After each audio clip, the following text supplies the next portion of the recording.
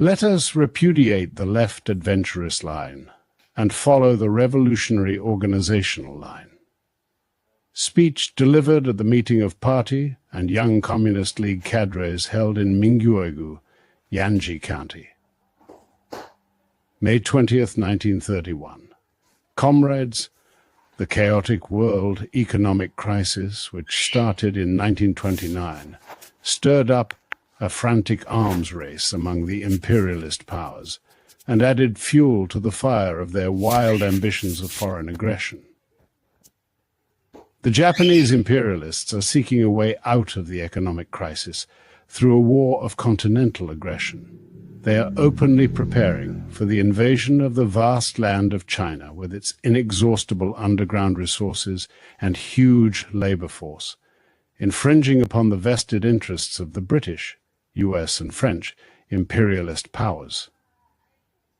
The Japanese imperialist aggressors, hell-bent on war preparations for continental aggression, are further intensifying their colonial suppression and exploitation of the Korean people for security in the rear. With the strengthening of Japanese imperialist colonial rule, the plight of the Korean people is getting worse, and the contradictions between the Japanese imperialists and the Korean people are becoming sharper daily. The Korean people's resistance to the colonial rule of the Japanese imperialists is growing stronger, and the people themselves are becoming involved in a more active, mass struggle against Japanese imperialism.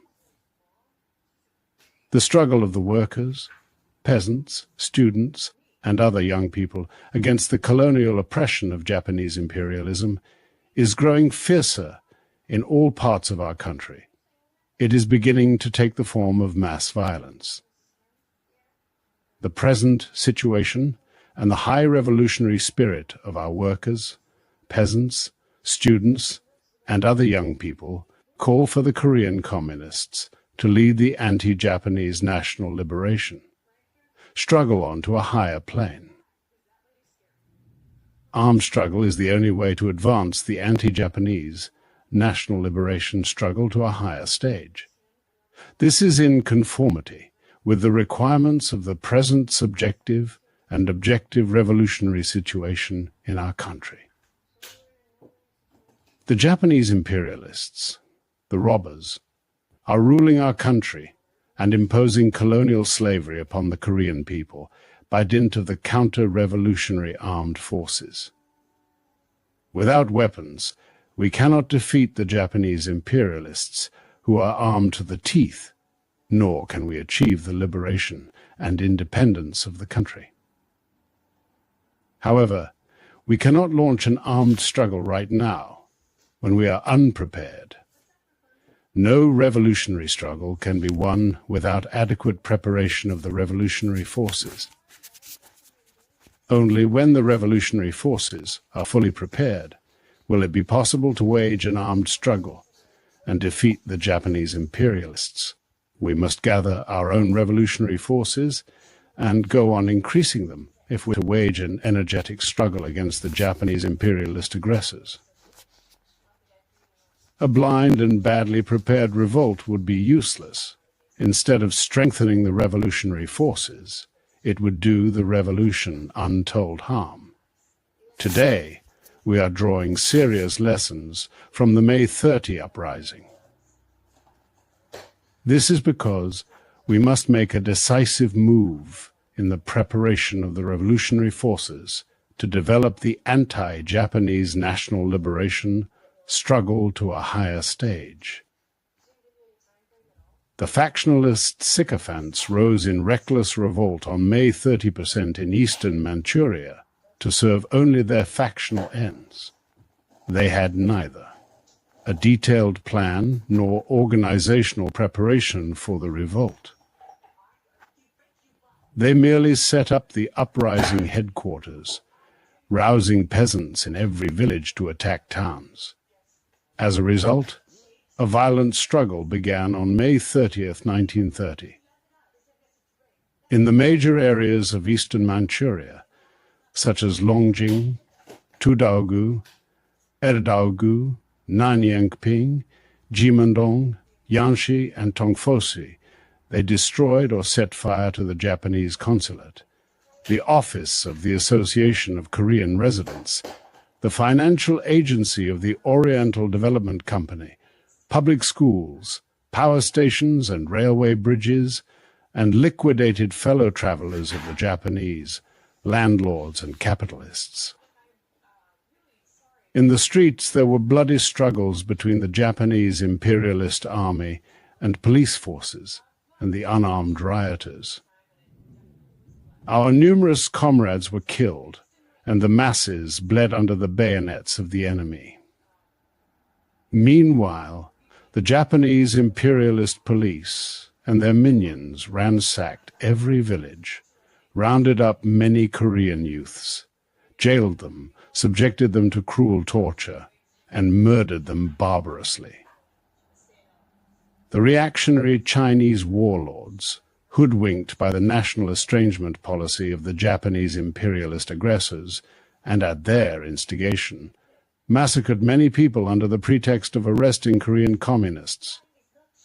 The Jilin provincial government appointed Wang Shutang, commander of the 7th Regiment stationed in Dunhua, the commander of the punitive force, and sent out thousands of troops to arrest, imprison and kill innocent Korean peasants indiscriminately. Last year alone, the number of young and middle-aged Koreans arrested and imprisoned by the Japanese imperialists and Kuomintang warlords amounted to tens of thousands, of whom those shot on the spot numbered hundreds. In addition, hundreds of Korean communists who had been arrested were transferred to Sodaimun prison in Seoul. The total casualties of young and middle-aged Koreans, if those killed in action on the day of revolt, those who died under enemy torture and the wounded are combined, number several thousand. As a result, today in eastern Manchuria, the Korean villages are stricken with terror. Revolutionary organizations have been destroyed. Some comrades who narrowly escaped are at their wits' end, and the peasant masses shrink under the enemy's terrorism. We must save this critical situation promptly, restore the revolutionary organizations, and heighten the revolutionary spirit of the masses so as to revitalize the Korean Revolution. To this end, it is important to analyze and sum up correctly the rash and adventurous May 30 uprising, and to draw correct lessons from it. What, then, was the main reason for the failure of the May 30 uprising? First, it lay in the dogmatism and petty bourgeois heroism of the factionalist sycophants. The factionalists demolished the Korean Communist Party, founded in 1925, by indulging in factional strife.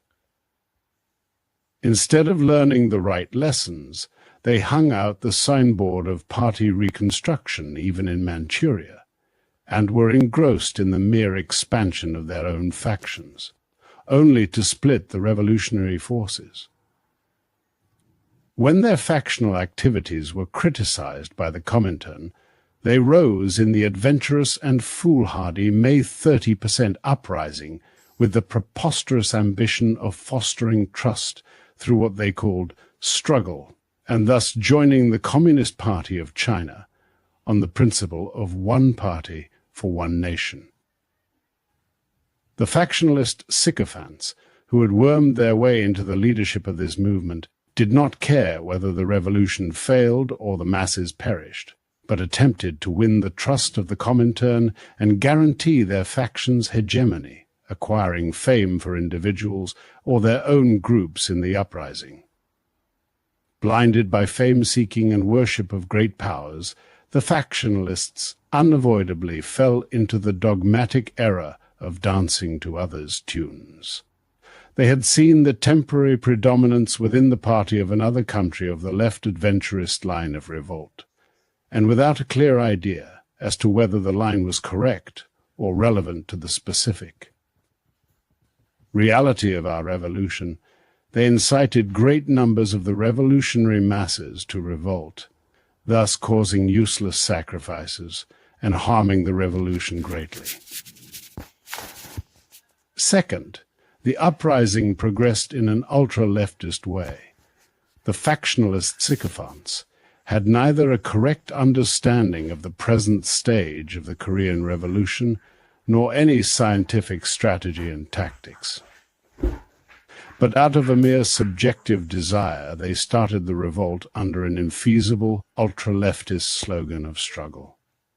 Regardless of the anti-imperialist, anti-feudal democratic character of the Korean Revolution, the organizers of the revolt used the ultra-leftist slogans, "Let us build a worker peasant Soviet power," and "Down with the branches of the Jongwibu," the Singan Association and the Kunu Association, and forced the masses to smash all the landlords and capitalists, whether they were pro- or anti-Japanese.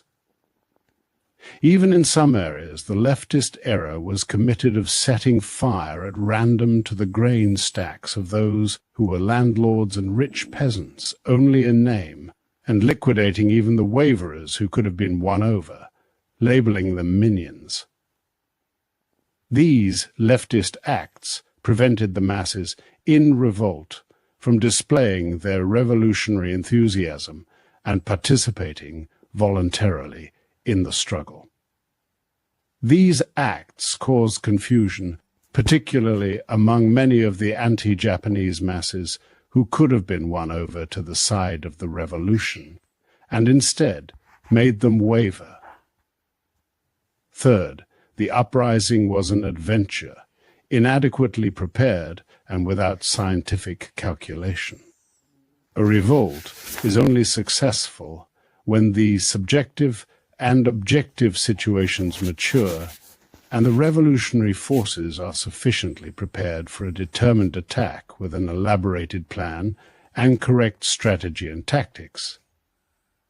However, the organizers of the May 30 uprising did it in a risky and reckless way, without correct analysis and judgment of the revolutionary situation, without taking proper account of the balance of forces between friends and foes, and without correct plans and adequate arrangements.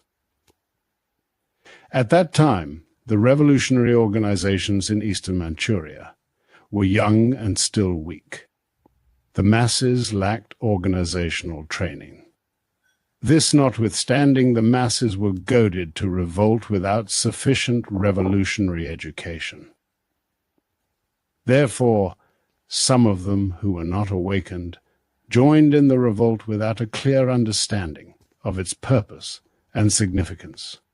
Even in some areas, the revolt did not enjoy positive support from the revolutionary masses, since mass organizations had only just been formed, and the uprising was organized through intimidation and threats. In these areas, therefore, the uprising organizations could not withstand the enemy's white terror and were soon dissolved. Thus, the reckless leftist May 30 uprising ended in failure, causing numerous deaths under the armed suppression by thousands of crack troops of Japanese imperialism and the reactionary Kuomintang warlords. What, then, have been the consequences of the May 30 uprising? First of all, it weakened the relations between the revolutionary organizations and the masses, and separated the latter from the former. As the revolt was put down, and the enemy intensified suppression and widespread massacres, the rioters, who lacked organizational training and had insufficient ideological preparation, lost confidence in victory and regretted having been involved in the struggle. Some of them even went so far as to believe that the Communist Party is to blame for our ruin, as the enemy's pillage of innocent people became intolerable. This damaged the reputation of communists among the masses, and had such a serious impact that quite a few people, seized with fear, quit the revolutionary organizations. Furthermore, as the struggle was waged in a leftist way. Large sections of the masses, who could have been involved in the anti-Japanese National Liberation Revolution, fighting side by side with us, went over to the enemy. Next, it resulted in the collapse of fledgling revolutionary hardcore, especially of the revolutionary leadership hardcore in different regions.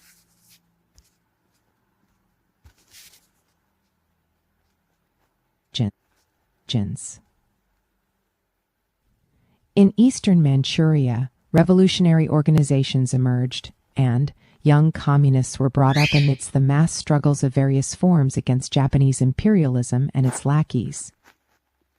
On this basis, the revolutionary leadership hardcore began to emerge in every region. It was just then that the reckless revolt was organized.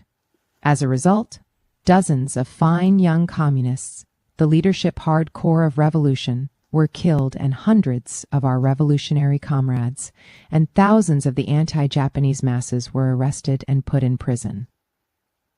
Because of this loss of a number of communists, particularly revolutionary leadership hardcore, the revolutionary organizations in eastern Manchuria found it difficult to regroup the wrecked revolutionary forces, extend the revolutionary organizations to untouched areas, and revive the revolutionary struggle.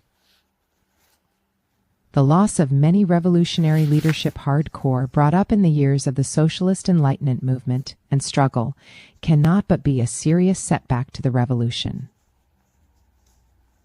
Another consequence was that most of the local revolutionary organizations were destroyed.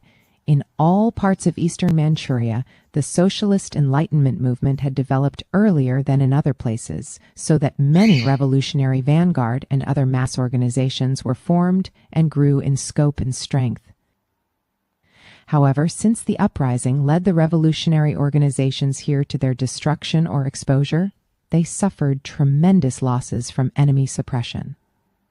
Thus, the organized masses have lost their organizations and tremble with fear, not knowing which way to turn. Moreover, the May 30 uprising gave the enemy the pretext for an evil propaganda campaign and bestial suppression, and it particularly benefited the Japanese imperialist policy of national estrangement. The ultra-leftist organizers of the uprising incited people to set fire to schools run by the Japanese imperialist aggressors, and to grain stacks belonging to the landlords. These rash acts caused the enemy to intensify its propaganda to the effect that the Korean communists are murderers and arsonists, and the Korean communists are burglars who set fire to the grain stacks of the Chinese.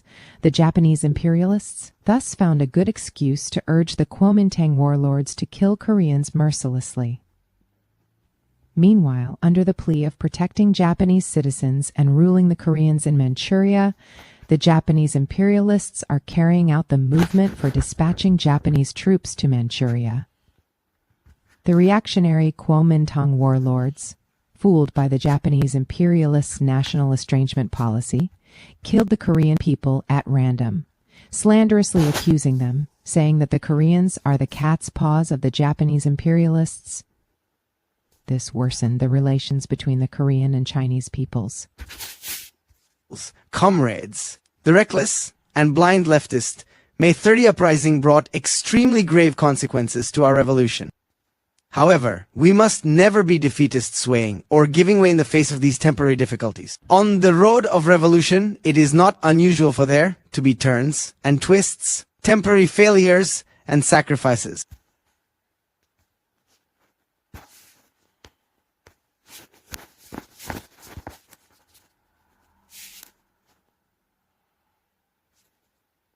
Though our revolutionary struggle now faces a bitter trial, owing to the left adventurist and misguided May 30 uprising in eastern Manchuria, if we draw up a correct line in policies and rely on them in our struggle, then the revolutionary organizations will be restored, the revolutionary forces will be stronger, and the revolutionary struggle will lead to a new upsurge. Then, what line and policies must we take in our struggle?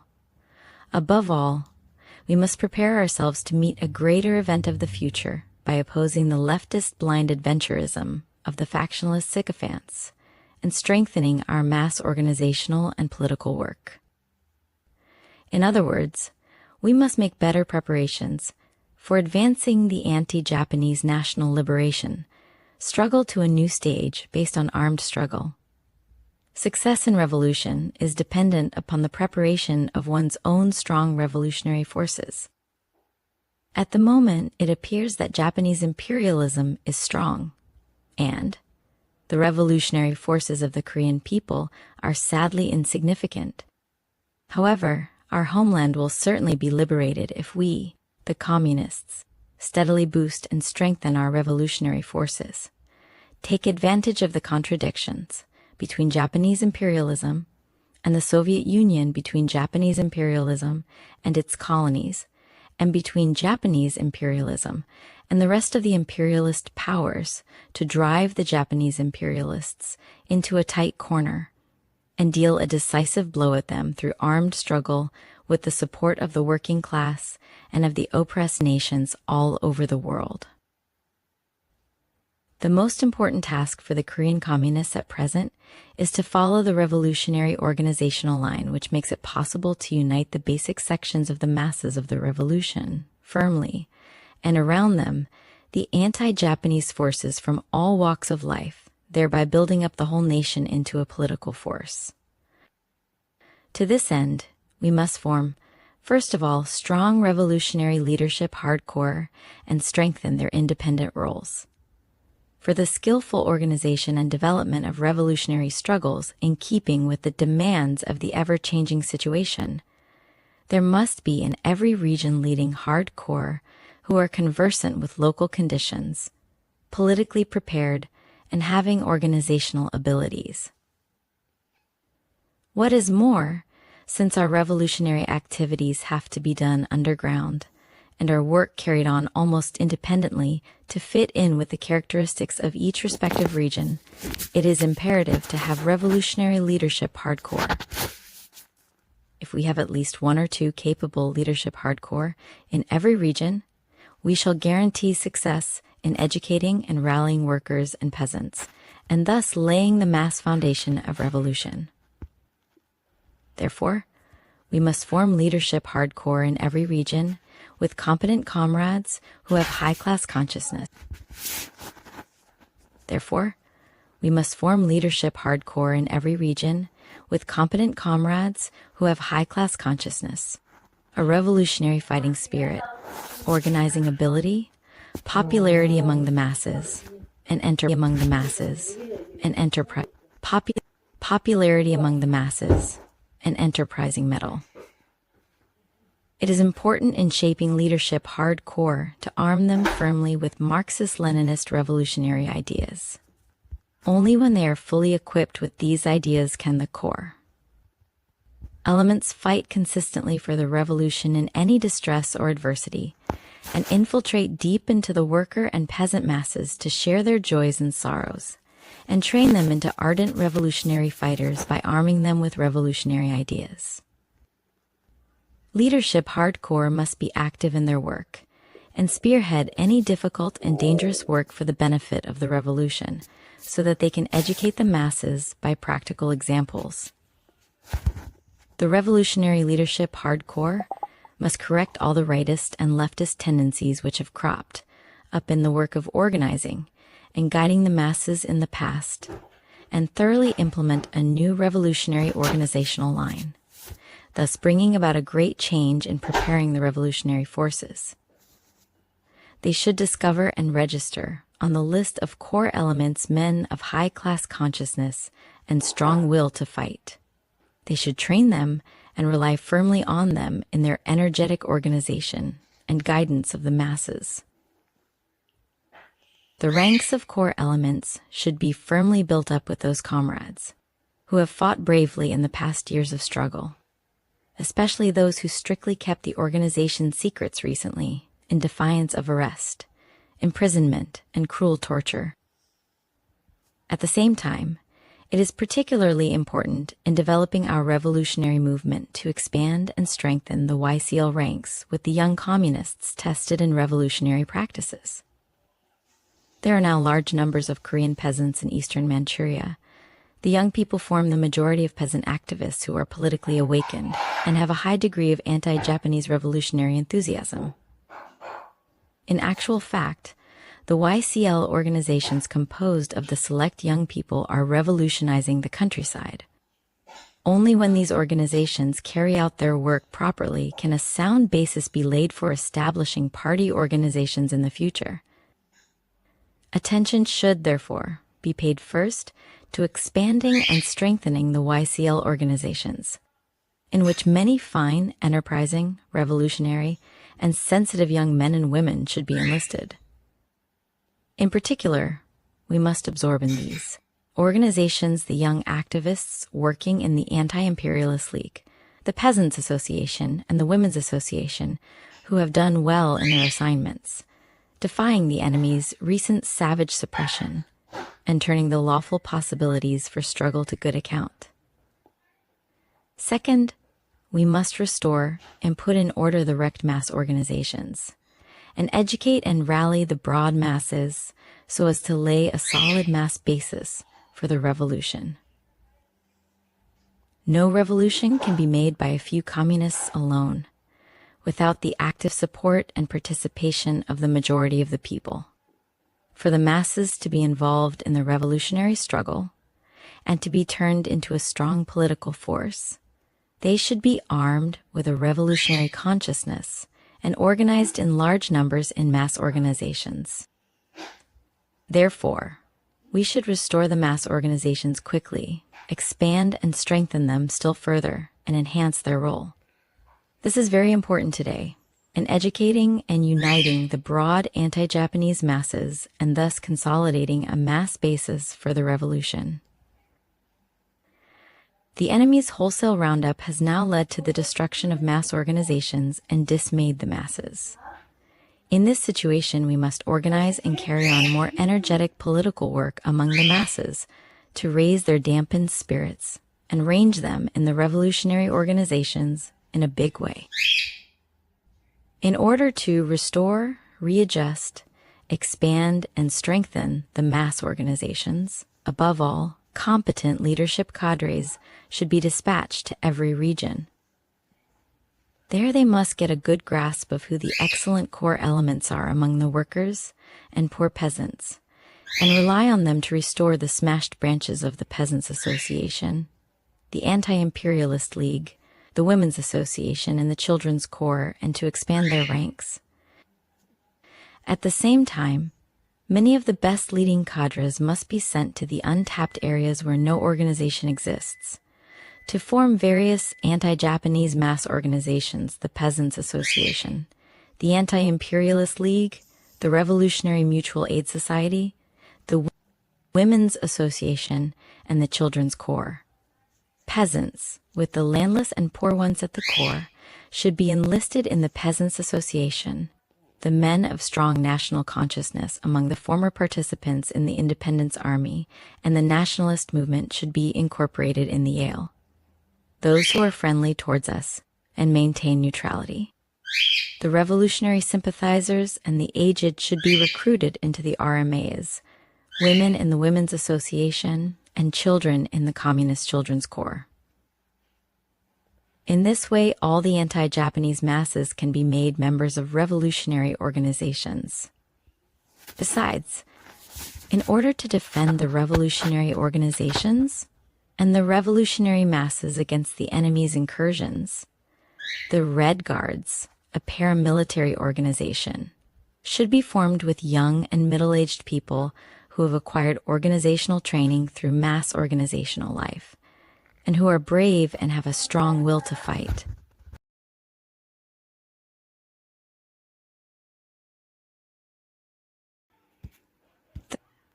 The Red Guards should be progressively trained in military knowledge, in preparation for becoming a revolutionary armed force. Third, it is important in building up a strong revolutionary force to temper the masses in the struggle, to say nothing of organizing them. Revolutionary practices only foster the revolutionary corps and train the revolutionary forces militantly.